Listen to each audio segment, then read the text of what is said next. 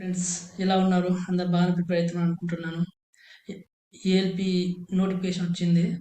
దాంట్లో good news ఏంటంటే age 18 నుంచి 30 ఇయర్స్ ఇచ్చింది. ఇప్పుడు 3 ఇయర్స్ ఇంకా ఎక్స్టెండ్ చేసిండ్రు రైల్వే బోర్డు వాళ్ళు. అంటే 1 ఇయర్, 2 ఇయర్స్, 3 ఇయర్స్ తోటి అప్లై చేసుకోకుండా ఉండిపోయే వాళ్ళకి మాత్రం ఇది గుడ్ న్యూస్.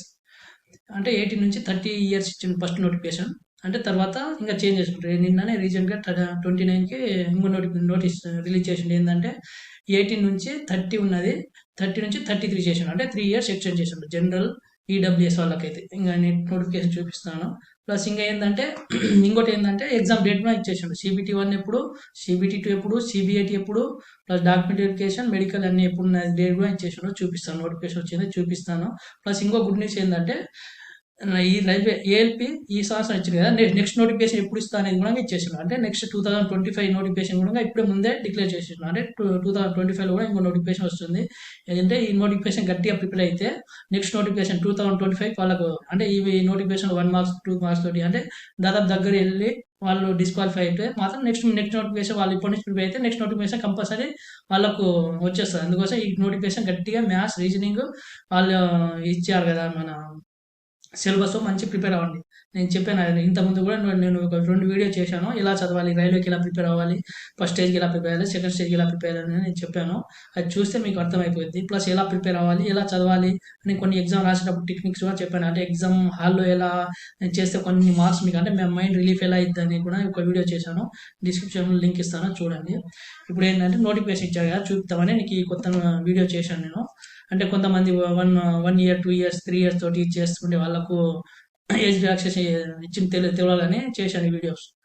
చూడండి, ఇక నిన్ననే 2019 అంటే 29కి ఒక నోటీస్ వచ్చింది. ఇక ఏంటంటే ఏజ్ రిలాక్సేషన్ ఇక 18 నుంచి ఏజ్ లిమిట్ 1/7/2024, 18 నుంచి 33 వాళ్ళకు. వాళ్ళు ఎవరంటే యువర్ వాళ్ళకి ఇచ్చి చూడు, యువరు ఈడబ్ల్యూఎస్ వాళ్ళకు 1991 నుంచి జన్మించి ఉండాలి.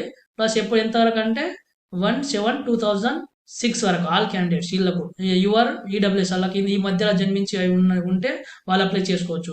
ప్లస్ ఓబీసీ వాళ్ళు 2/7/1988 నుంచి 1/7/2006 వరకు మధ్యలో జన్మించి ఉండాలి.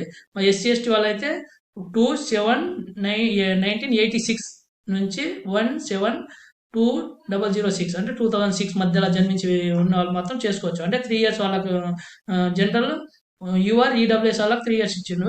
ఓబీసీ వాళ్ళకైతే 5 ఇయర్స్, SC/ST వాళ్ళకి, ఓబీసీ వాళ్ళకి 3 ఇయర్స్, SC/ST వాళ్ళకి 5 ఇయర్స్ ఉంది.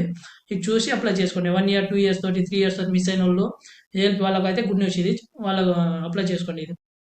ప్లస్ ఇంకో నోటిఫికేషన్ ఇచ్చిందంటే మన ఎగ్జామ్ డేట్ నెక్స్ట్ నోటిఫికేషన్ ఇచ్చిండు, ఇది చూపిస్తాయి.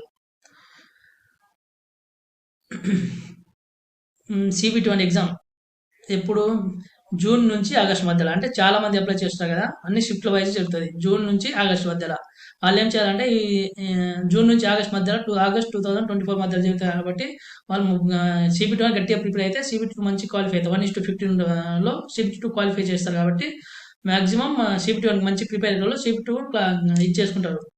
నెక్స్ట్ ఇంకో CBT 2 ఎప్పుడు అంటే సెకండ్ స్టేజ్ CBT సెప్టెంబర్ 2024, అంటే ఆగస్ట్ నుంచి సెప్టెంబర్, అంటే ఓన్లీ 1 మంత్ కూడా ఉండదు. ఆగస్ట్లో రిజల్ట్ ఇచ్చిన 15, మాకైతే అప్పుడు 2018 నోటిఫికేషన్ ఓన్లీ 15 డేస్లో పెట్టేసిండు.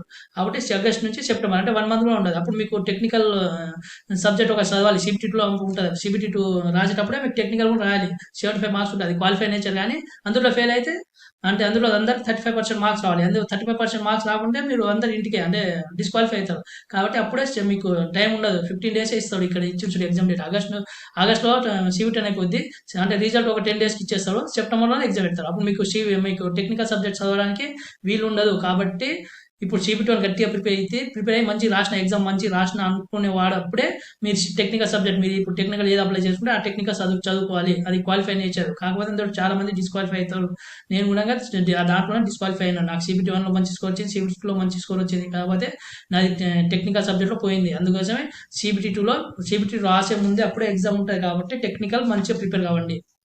అప్పుడు అయిపోయిన తర్వాత CBAT ఎగ్జామ్ ఉంటుంది. CBAT అది సైకోమెట్రిక్ టెస్ట్ అంటారు. మన NTPCలో కానీ సేమ్ అలా ఉంటాయి. కొన్ని బ్యాటరీ టెస్ట్ ఉంటాయి. ఆ బ్యాటరీ సింపుల్ ఉంటుంది, క్వాలిఫై అవుతారు. కానీ అదైతే క్లియర్ చేసుకోండి. మీ ఓన్లీ ఇదేంది CBT 2 మార్క్స్ మీకు CBIT 2 యాడ్ చేసి మీకు ఫైనల్ మెరిట్ ఇస్తారు. తర్వాత ఇక నెక్స్ట్ నోటిఫికేషన్ ఇచ్చిందంటే ఆప్టిట్యూడ్ ఇక CBIT ఎప్పుడంటే నవంబర్ 2024 డిసెంబర్లో ఉంటుంది.